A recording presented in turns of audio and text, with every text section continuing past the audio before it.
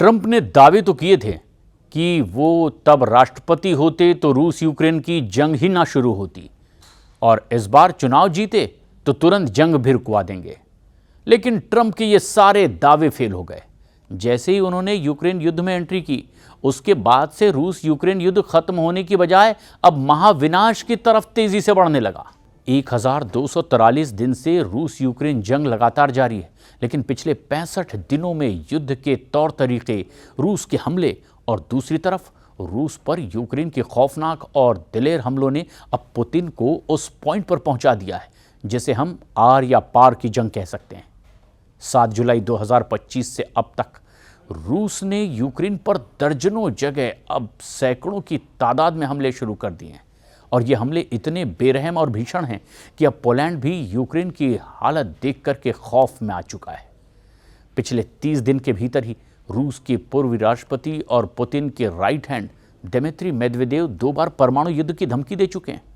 रूस के विदेश मंत्री सर्गेई लावरोव रूस के परमाणु सिस्टम डेड हैंड को चेतावनी नेटो और अमेरिका को इशारों में ही दे चुके हैं। रूस के क्रेमलिन में पुतिन के दफ्तर के प्रवक्ता दिमित्री पेस्कोव ने भी खुलेआम बोला, रूस का परमाणु सिद्धांत इस वक्त फुल एक्टिव मोड में है। हालात ये है कि ट्रंप ने युद्ध रोकने की बजाय पुतिन को 50 दिन में जंग खत्म करने की जो धमकी दी, उसने आग में घी डालने का काम कर दिया। यूक्रेन पर 10 दिनों में 1800 से ज्यादा हवाई हमले हुए। उधर नेटो देश रूस के खिलाफ बड़े हवाई युद्ध की तैयारी में जुट गए, जबकि यूक्रेन की तबाही देखते हुए नेटो देश पोलैंड ने अपने दर्जनों लड़ाकू विमानों को रूस के हवाई हमलों से निपटने के लिए अब युद्ध के मैदान में उतारना शुरू कर दिया है। नेटो देश पोलैंड ने नेटो मुख्यालय को अलर्ट भेजा है कि रूस किसी भी वक्त पोलैंड पर बड़ा हमला कर सकता है।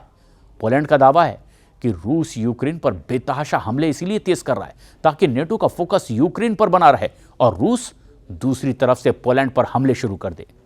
यानी कि रूस यूक्रेन के साथ साथ अब पोलैंड पर बड़े हमले करने जा रहा है, ऐसा दावा पोलैंड की तरफ से होने शुरू हो चुके हैं। और अब पोलैंड में इस वक्त वहां की सेना क्या कर रही है, यह भी बहुत दिलचस्प है, क्योंकि एक हफ्ते में दूसरी बार नेटो के मेंबर पोलैंड ने यूक्रेन पर व्यापक रूसी हमलों के जवाब में अपने खुद लड़ाकू विमानों को जंग के मैदान में उतार दिया है।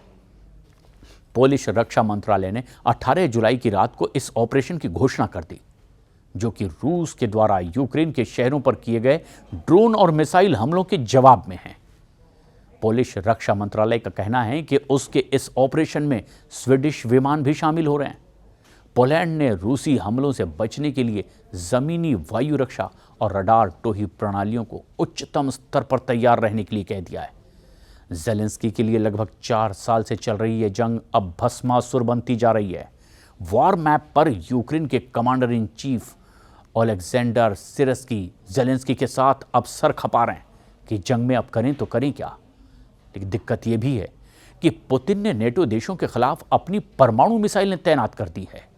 रूस से लेकर के बेलारूस तक रूस ने ऐसी जबरदस्त परमाणु युद्ध का चक्रव्यूह रचा है कि नेटो देशों की हालत खराब हो चुकी है। इधर आने वाले कुछ ही दिनों में रूस की तरफ से यूक्रेन पर या तो परमाणु हमला हो सकता है या फिर लंबी दूरी की बड़ी मिसाइलों से यूक्रेन की राजधानी कीव को तबाह किया जा सकता है।